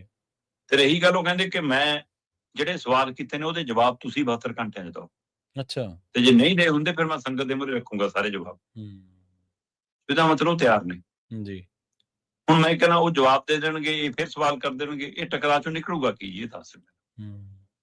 ਜੇ ਤਾਂ ਕੌਮ ਦਾ, ਪੰਥ ਦਾ, ਹੈ ਨਾ, ਕੁਛ ਭਲਾ ਹੁੰਦਾ, ਖੇਤਰੀ ਪਾਰਟੀ ਇਹਦੇ ਨਾਲ ਮਜ਼ਬੂਤ ਹੁੰਦੀ ਹੈ, ਫਿਰ ਤਾਂ ਰੋਜ਼ ਲੜੋ। ਲੜਾਈ ਤਾਂ ਸੁਖਬੀਰ ਨੂੰ ਮਜ਼ਬੂਤ ਕਰਨ ਦੀ ਉਹ ਹੈ। ਜੋਰਜ ਮਾਈਸ ਤਾਂ ਸੁਖਬੀਰ ਲਈ ਉਹ ਹੈ ਨਾ ਜੀ। ਸੋ ਇਸ ਲਈ ਇਹ ਟਕਰਾਅ ਚਿੰਤਾਜਨਕ ਹੈ। ਔਰ ਇਸ ਟਕਰਾਅ ਦੇ ਵਿੱਚ ਅੱਧਾ ਹੁੰਦਾ ਹੀ ਦਿਖ ਰਿਹਾ। ਕਹਿੰਦੇ ਜੀ ਜਥੇਦਾਰ ਸਾਹਿਬ ਕੋਲ ਵੀ ਸ਼ਿਕਾਇਤ ਗਈ ਹੋਈ ਹੈ ਜੀ। ਉਹਨਾਂ ਨੇ ਫੈਸਲਾ ਜੇ ਪੈਂਡਿੰਗ ਰੱਖਿਆ ਜੀ, ਐਪਲੀਕੇਸ਼ਨ ਉਹਨਾਂ ਕੋਲ ਵੀ ਆ ਗਈ ਸਾਰੇ ਮਾਮਲੇ ਦੀ, ਹੈ ਨਾ। ਤੇ ਦੇਖਦੇ ਹਾਂ ਜੀ ਉਹਨਾਂ ਦੀ ਕਚਹਿਰੀ ਕਦੋਂ ਲੱਗਦੀ ਹੈ। ਤੇ ਇਹ ਮਾਮਲਾ ਕਿਉਂਕਿ ਲੱਗ ਰਿਹਾ ਕਿ ਗਿਆਨੀ ਰਘੁਵੀਰ ਸਿੰਘ ਨੂੰ ਜਵਾਬ ਦੇਣ ਦੀ ਬਜਾਏ 72 ਘੰਟਿਆਂ ਦਾ ਅਲਟੀਮੇਟਮ ਮੁੱਕ ਗਿਆ ਤੇ ਹੁਣ ਜਿਹੜੀ ਅਗਲੀ ਬੈਠਕ ਹੋਊਗੀ SGPC ਉਹਦੇ ਵਿੱਚ ਗਿਆਨੀ ਰਘੁਵੀਰ ਸਿੰਘ ਨੂੰ ਤੋਰਨ ਦਾ ਫੈਸਲਾ ਹੋਇਆ ਹੋਇਆ, ਮਤਲਬ ਉਹਨੂੰ ਅਮਲੀ ਜਾਮਾ ਪਹਿਨਾਇਆ ਜਾਊਗਾ। ਬਿਲਕੁਲ, ਬਸ਼ਰਤੇ ਬੈਕਡੋਰ ਜਿਹੜੇ ਸਮਝੌਤੇ ਦੀ ਕਵਾਇਦ ਚੱਲ ਰਹੀ ਉਹ ਨਾ ਹੋ ਜਾਵੇ। ਜੀ, ਇਹਨਾਂ ਸਾਰੇ ਵਰਤਾਰਿਆਂ ਦਾ ਇੱਕ ਹੋਰ ਜਿਹੜਾ ਮਾੜਾ ਪ੍ਰਭਾਵ ਆ ਉਹ ਇਹ ਪਿਆ ਕਿ ਕਿੱਥੇ ਤਾਂ ਲੋਕਾਂ ਨੇ ਪੰਥਕ ਮਾਮਲਿਆਂ ਦੇ ਵਿੱਚ ਹੋਰ ਜ਼ਿਆਦਾ ਦਿਲਚਸਪੀ ਲੈਣੀ ਸੀ, ਜੇ ਉਹਨਾਂ ਦੇ ਵਿੱਚ ਟਰਾਂਸਪੇਰੈਂਸੀ ਹੁੰਦੀ, ਉਹਨਾਂ ਦੇ ਵਿੱਚ ਪਾਰਦਰਸ਼ਤਾ ਹੁੰਦੀ, ਉਹਨਾਂ ਦੇ ਵਿੱਚ ਉਲਾਰਵਾਦ ਨਾ ਹੁੰਦਾ, ਉਹਨਾਂ ਦੇ ਵਿੱਚ ਇੱਕ ਪਰਿਵਾਰਵਾਦ ਨਾ ਹੁੰਦਾ, ਕਿੱਥੇ ਤਾਂ ਉਹਨਾਂ ਨੇ ਹੋਰ ਵਿੱਚ ਵੜ ਕੇ ਇਹਦੇ ਵਿੱਚ ਦਿਲਚਸਪੀ ਲੈ ਕੇ ਤੇ ਇਹਨੂੰ ਹੋਰ ਚੰਗਿਆ ਕਰਨਾ ਸੀ। ਕਿੱਥੇ ਲੋਕ ਜਿਹੜਾ ਕੁਛ ਵਾਪਰ ਰਿਹਾ ਉਹਨੂੰ ਕੰਟਰੋਲ ਕਰਨ ਦੀ ਥਾਂ ਤੇ ਉਹਦੇ ਤੇ ਸਵਾਲ ਕਰਨ ਦੀ ਥਾਂ ਤੇ ਟਾਲ ਵੱਟਣ ਲੱਗ ਪਏ ਨੇ ਵੀ ਇਹਨਾਂ ਦਾ ਤਾਂ ਨਿੱਤ ਦਾ ਹੀ ਕੰਮ ਹੈ। ਸੋ ਇਹ ਵਰਤਾਰਾ ਹੋਰ ਵੀ ਨਿਰਾਸ਼ਾਜਨਕ ਹੈ। ਇਹ ਚੀਜ਼ਾਂ ਜਿਹੜੀਆਂ ਨੇ ਉਹ ਜੇ ਸਿਸਟਮ ਨੂੰ ਦਰੁਸਤੀ ਕਰਨ ਵਾਲੇ ਪਾਸੇ ਲਿਜਾਣ ਦੀ ਲੋੜ ਆ ਤਾਂ ਇਹ ਤਾਂ ਸਗੋਂ ਹੋਰ ਵੀ ਉਹਨੂੰ ਮਾੜੇ ਪ੍ਰਭਾਵ ਦੇ ਵਿੱਚ ਲੋਕਾਂ ਦੀ ਯਾਦਾਸ਼ਤ ਦੇ ਵਿੱਚੋਂ ਕੱਢਣ ਦਾ ਕੰਮ ਕਰਦੀਆਂ ਨੇ, ਲੋਕਾਂ ਦੇ ਉਹਨਾਂ ਦੀ ਗੱਲਾਂ ਬਾਤਾਂ ਦੇ ਵਿੱਚੋਂ ਕੱਢਣ ਦਾ ਕੰਮ ਕਰਦੇ ਨੇ। ਸੋ ਇਹ ਘਟਨਾਕ੍ਰਮ ਪੂਰਾ ਹੀ ਘਟਨਾਕ੍ਰਮ ਜਿਹੜਾ ਨਿਰਾਸ਼ਾਜਨਕ ਹੈ ਸ਼ਰਮਾ ਜੀ। ਤੇ ਸਮਾਂ ਇਜਾਜ਼ਤ ਨਹੀਂ ਦਿੰਦਾ ਸ਼ਰਮਾ ਜੀ। ਇਹਨਾਂ ਖਾਸ ਖਬਰਾਂ ਤੇ ਖਾਸ ਜਾਣਕਾਰੀਆਂ ਦੇ ਲਈ ਤੁਹਾਡਾ ਬਹੁਤ ਬਹੁਤ ਧੰਨਵਾਦ। ਸਤਿ ਸ਼੍ਰੀ ਅਕਾਲ ਜੀ। ਸਤਿ ਸ਼੍ਰੀ ਅਕਾਲ ਜੀ। ਪ੍ਰੋਗਰਾਮ ਖਬਰ ਤੇ ਨਜ਼ਰ ਨੂੰ ਆਪਾਂ ਇੱਥੇ ਸਮਾਪਤ ਕਰਾਂਗੇ। ਤੁਹਾਡਾ ਸਾਰਿਆਂ ਦਾ ਵੀ ਬਹੁਤ ਧੰਨਵਾਦ। ਸਤਿ ਸ਼੍ਰੀ ਅਕਾਲ। ਇਸੇ ਤਰ੍ਹਾਂ ਜੁੜੇ ਰਹੋ ਪੰਜਾਬੀ ਰੇਡੀਓ USA ਦੇ ਨਾਲ।